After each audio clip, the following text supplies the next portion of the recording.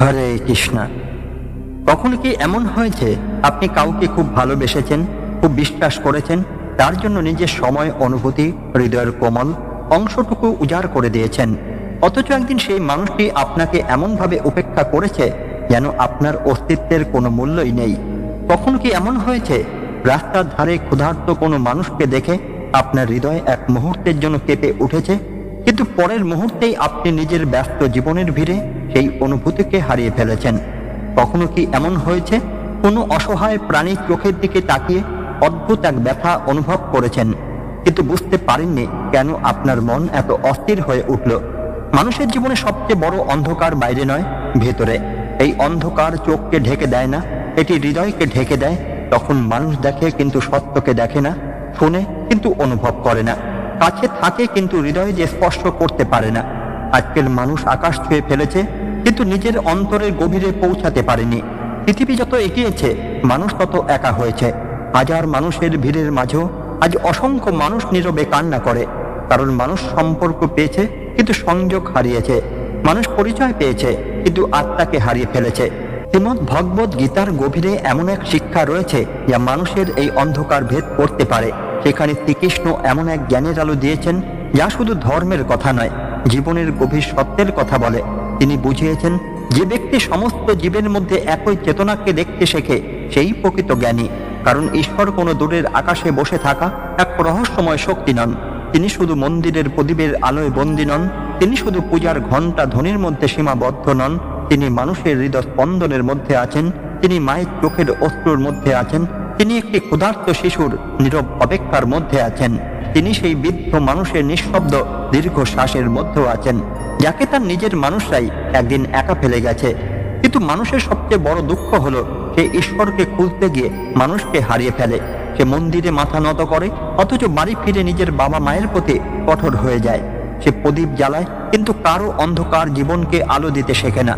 সে মালা জপ করে কিন্তু অন্যের কষ্ট অনুভব করতে শেখে না। শাস্ত্রের সেই গভীর জ্ঞান বলছে যে চোখ শুধু শরীর দেখে, সে চোখ পূর্ণ নয়। কারণ শরীরের রূপ আলাদা হতে পারে, ভাষা আলাদা হতে পারে, জাতি আলাদা হতে পারে, অর্থ আলাদা হতে পারে, কিন্তু আত্মার আলো এক। যেমন অসংখ্য প্রদীপে ভিন্ন ভিন্ন শিখা জ্বলে অথচ আগুনের প্রকৃতি একই থাকে, তেমনি অসংখ্য জীবের মধ্যে সেই এক পরম চেতনা প্রবাহিত হচ্ছে। আজ মানুষ নিজের মূল্যকে অর্থ দিয়ে মাপে। যার বেশি অর্থ আছে তাকে সম্মান দেয়, যার কম আছে তাকে অবহেলা করে, যার পরিচয় বড় তাকে কাছে টানে, আর যার কিছু নেই তাকে দূরে সরিয়ে দেয়।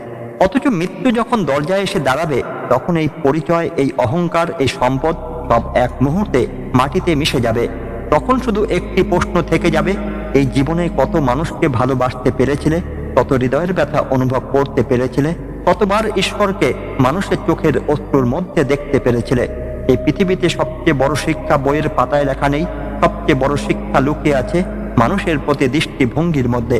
যে মানুষ সমস্ত জীবের মধ্যে ঈশ্বরকে দেখতে শেখে তার হৃদয়ে আর ঘৃণা থাকে না, তার ভেতরের অহংকার থাকে না, কারণ সে বুঝতে পারে যে মানুষকে সে অপমান করেছে সেই মানুষের মধ্যে সেই একই পরম আলো জ্বলছে। এই উপলব্ধির পথ সহজ নয়, কারণ মানুষের মন অদ্ভুতভাবে বিভক্ত। একদিকে সে ভালোবাসতে চায়, অন্যদিকে সে বিচার করতে থাকে। একদিকে সে শান্তি চায়, অন্যদিকে অহংকারকে আঁকড়ে ধরে রাখে। আর এই কারণেই মানুষ জীবনের সবচেয়ে বড় সত্যের সামনে দাঁড়িয়েও তাকে চিনতে পারে না। মহাভারতের সেই বিশাল কাহিনীতেও এই সত্য বারবার ফুটে উঠেছে। কুরুক্ষেত্রের যুদ্ধ শুধু অস্ত্রের যুদ্ধ ছিল না, সেটি মানুষের অন্তরে যুদ্ধ ছিল। বাইরে যুদ্ধ চলছিল রাজ্যের জন্য, কিন্তু ভেতরে যুদ্ধ চলছিল দৃষ্টি আর অন্ধত্বের মধ্যে। অনেকে চোখ দিয়ে দেখেছিল কিন্তু হৃদয় দিয়ে দেখতে পারেনি। কেউ মানুষের শরীর দেখেছিল, কেউ ক্ষমতা দেখেছিল, কেউ স্বার্থ দেখেছিল, কিন্তু খুব কম মানুষই আত্মাকে দেখেছিল। আজও সেই যুদ্ধ শেষ হয়নি, শুধু যুদ্ধক্ষেত্র বদলে গেছে। আর যুদ্ধ চলছে মানুষের নিজের ভেতরে। একদিকে মোহ, অন্যদিকে সত্য, একদিকে লোভ, অন্যদিকে করুণা, একদিকে স্বার্থ, অন্যদিকে ভালোবাসা। একটি অদ্ভুত বিষয় লক্ষ্য করলে দেখা যাবে, মানুষ নিজের কষ্টকে খুব সহজে বুঝতে পারে কিন্তু অন্যের কষ্ট বুঝতে পারে না। নিজের চোখে জল এলে বুক ভেঙে যায়, কিন্তু অন্যের চোখে জলকে অনেক সময় দুর্বলতা বলে মনে হয়। নিজের ক্ষুধা অনুভব করা যায় কিন্তু অন্যের ক্ষুধা চোখের সামনে থেকেও অদৃশ্য হয়ে যায়।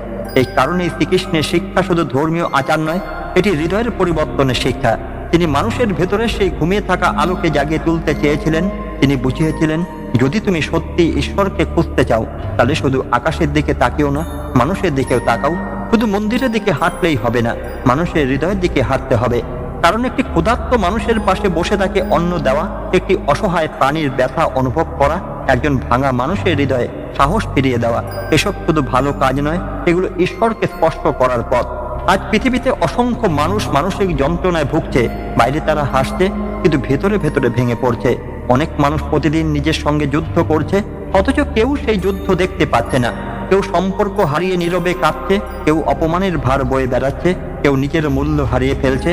আর আশ্চর্যের বিষয় হলো, মানুষ যখন খুব কষ্টে থাকে তখন তার সবচেয়ে বেশি প্রয়োজন হয় একজন মানুষ যে তাকে বিচার করবে না, শুধু অনুভব করবে। কারণ ঈশ্বরের উপস্থিতি অনেক সময় অলৌকিক ঘটনায় নয়, মানুষের সহানুভূতির মধ্যে প্রকাশ পায়। যে মানুষ সব জীবের মধ্যে ঈশ্বরকে দেখতে শেখে, তার কাছে পৃথিবী আর আগের মতো থাকে না।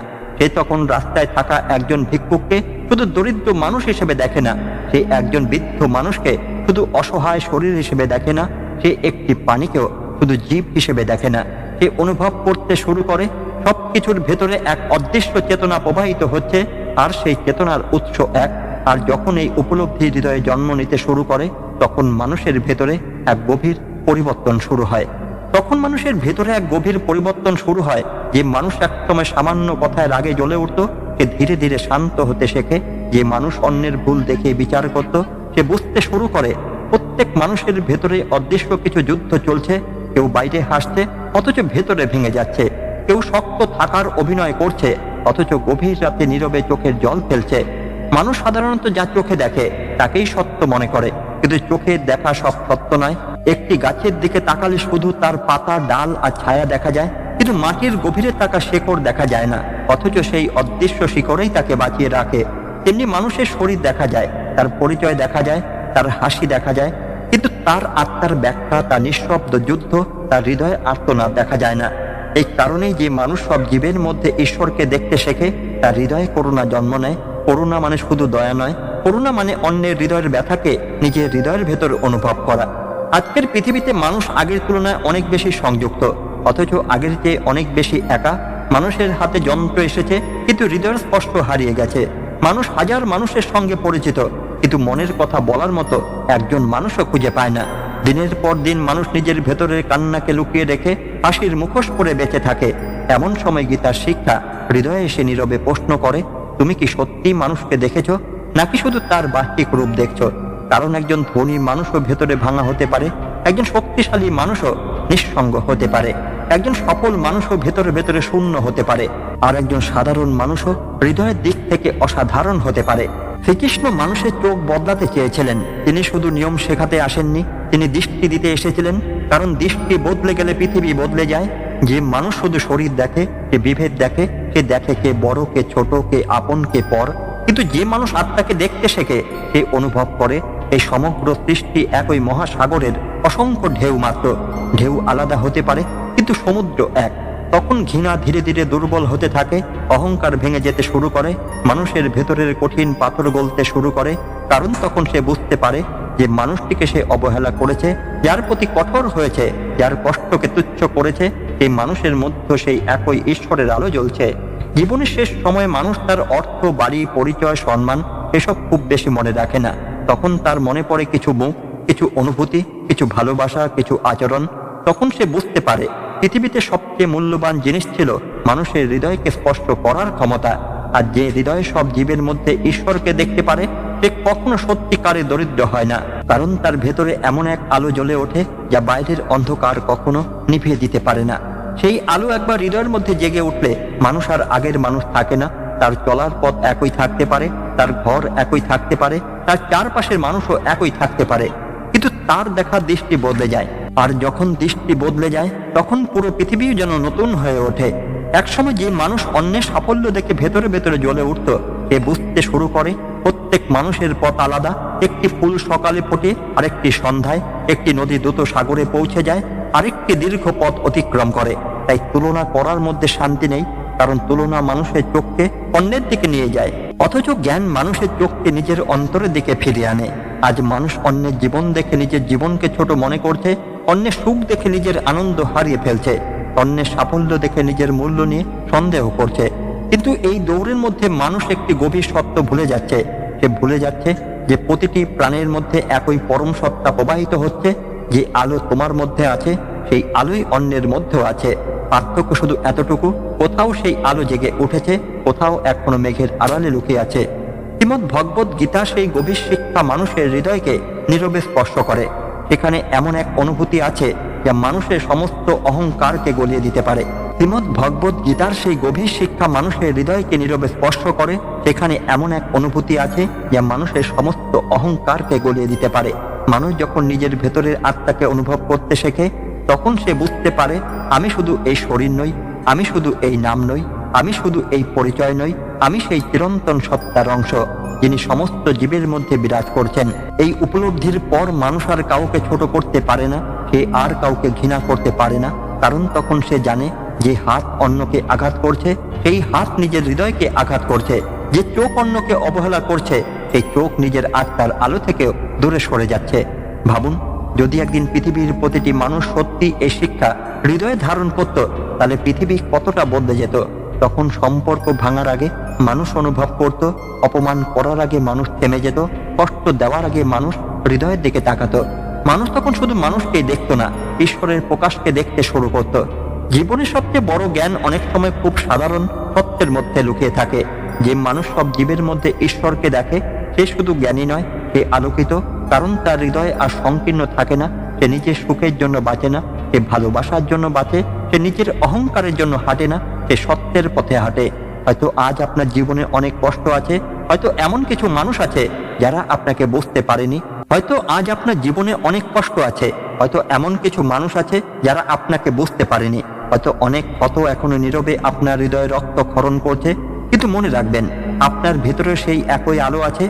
পৃথিবী আপনাকে চিনুক বা না চিনুক, মানুষের চোখ আপনাকে মূল্য দিক বা না দিক, সেই পরম চেতনা আপনাকে কখনো ত্যাগ করেনি। কারণ ঈশ্বর কোনো দূরের স্থানে নন, তিনি আপনার নিঃশ্বাসের মধ্যেও আছেন, আপনার কান্নার মধ্যেও আছেন, আপনার নীরবতার মধ্যেও আছেন। আর তিনি প্রতিটি জীবের মধ্যে একইভাবে জেগে আছেন। যেদিন মানুষ এই সত্যকে শুধু শুনবে না, হৃদয় দিয়ে অনুভব করবে, সেই দিন তার জীবনের সমস্ত অন্ধকার ধীরে ধীরে আলোয় ভরে উঠতে শুরু করবে। মানুষের জীবনে সবচেয়ে বড় বিপদ দারিদ্র নয়, ব্যর্থতা নয়, একাকিত্ব নয়। সবচেয়ে বড় বিপদ হলো হৃদয়ের অনুভূতি হারিয়ে ফেলা। কারণ হৃদয় যখন অনুভব করার শক্তি হারিয়ে ফেলে, তখন মানুষ ধীরে ধীরে জীবন্ত থেকেও ভেতরে মৃত হয়ে যেতে শুরু করে। বাইরে তার হাসি থাকে, কাজ থাকে, সম্পর্ক থাকে, কিন্তু ভিতরে কোথাও এক বিশাল শূন্যতা বাসা বাঁধে। আজ পৃথিবীতে এই শূন্যতা নীরবে ছড়িয়ে পড়ছে। মানুষ প্রতিদিন ঘুম থেকে উঠছে, কাজ করছে, দৌড়াচ্ছে, ক্লান্ত হচ্ছে, আবার ঘুমিয়ে পড়ছে। কিন্তু এই বাস্তবতার মাঝে একটি প্রশ্ন যেন হারিয়ে যাচ্ছে, আমি কেন বেঁচে আছি? আমার জীবনের আসল উদ্দেশ্য কি? যখন মানুষ এই প্রশ্নের উত্তর খুঁজে পায় না, তখন সে বাইরের জগতে উত্তর খুঁজতে শুরু করে। কেউ অর্থের মধ্যে সুখ খোঁজে, কেউ পরিচয়ের মধ্যে, কেউ প্রশংসার মধ্যে, কেউ সম্পর্কের মধ্যে। কিন্তু অদ্ভুত বিষয় হলো, সবকিছু পাওয়ার পরেও তার ভেতরে শূন্যতা পূর্ণ হয় না। কারণ যে তৃষ্ণা আত্মার, তাকে বস্তু দিয়ে পূর্ণ করা যায় না। ঠিক যেমন একটি পিপাসার্ত মানুষকে সোনা দিয়ে তৃষ্ণা মেটানো যায় না, তেমনি আত্মার ক্ষুধাকে শুধু বাহ্যিক অর্জন দিয়ে পূর্ণ করা যায় না। এই কারণেই মানুষ যত বেশি বাইরের জগতে ছুটছে, তত বেশি ভেতরে ক্লান্ত হয়ে পড়ছে। শ্রীকৃষ্ণ মানুষের এই গভীর ব্যথা জানতেন, তাই তিনি শুধু যুদ্ধের কৌশল শেখাননি, তিনি জীবনের পথ দেখিয়েছিলেন। তিনি বুঝিয়েছিলেন, যখন মানুষ সব জীবের মধ্যে একই পরম সত্তাকে দেখতে শেখে, তখন তার ভেতরের বিচ্ছিন্নতা ধীরে ধীরে দূর হতে শুরু করে। কারণ তখন সে আর একা অনুভব করে না, তখন সে অনুভব করে, আমি আলাদা নই, আমি এই বিশাল সৃষ্টিরই একটি অংশ। যেমন অসংখ্য নদী শেষ পর্যন্ত সাগরে মিলিত হয়, তেমনি সমস্ত প্রাণ এক পরম উৎসের দিকে প্রবাহিত হচ্ছে। এই উপলব্ধি জন্ম নিলে মানুষের ভেতরে অদ্ভুত এক শান্তি নেমে আসে। সে তখন অন্যকে হারিয়ে জিততে চায় না, সে কাউকে ছোট করে নিজেকে বড় করতে চায় না। সে শুধু বুঝতে শেখে, ভালোবাসা ছড়িয়ে দিলে তা কমে না, বরং আরো বাড়ে। আর তখন তার হৃদয় নীরবে প্রার্থনা হয়ে যায়, তার প্রতিটি আচরণ পূজা হয়ে যায়, তার প্রতিটি ভালোবাসা ভক্তি হয়ে যায়। হয়তো আজ আপনি এই কথাগুলো শুনতে শুনতে নিজের জীবনের কিছু মুখ মনে করছেন। হয়তো এমন কারো কথা মনে পড়ছে যাকে আপনি বুঝতে পারেননি। হয়তো এমন কাউকে মনে পড়ছে যার নীরব কষ্ট আপনি একদিন দেখেও দেখেননি। জীবন এখনো আপনাকে সুযোগ দিচ্ছে, কারণ যতক্ষণ হৃদয় স্পন্দিত হচ্ছে, ততক্ষণ পরিবর্তনের পথ খোলা আছে। আজ যদি আপনি একজন মানুষের কষ্ট অনুভব করতে পারেন, একটি অসহায় প্রাণীর প্রতি মমতা দেখাতে পারেন, একটি ভাঙা হৃদয়কে একটু সাহস দিতে পারেন, তাহলে হয়তো আপনি শুধু একটি ভালো কাজই করবেন না, আপনি ঈশ্বরের স্পর্শ অনুভব করবেন। কারণ যে মানুষ সব জীবের মধ্যে ঈশ্বরকে দেখে সে শুধু জ্ঞানী নয়, সে সত্যের পথে চলতে শুরু করেছে। আর সত্যের পথে হাঁটা মানুষ কখনো অন্ধকারে হারিয়ে যায় না। এই পৃথিবীতে আলো ছড়ানোর জন্য সূর্য হওয়ার প্রয়োজন নেই। একটি ছোট্ট প্রদীপ অন্ধকারকে চ্যালেঞ্জ করতে পারে। আপনার হৃদয়ের ভালোবাসাও তেমন একটি প্রদীপ হতে পারে।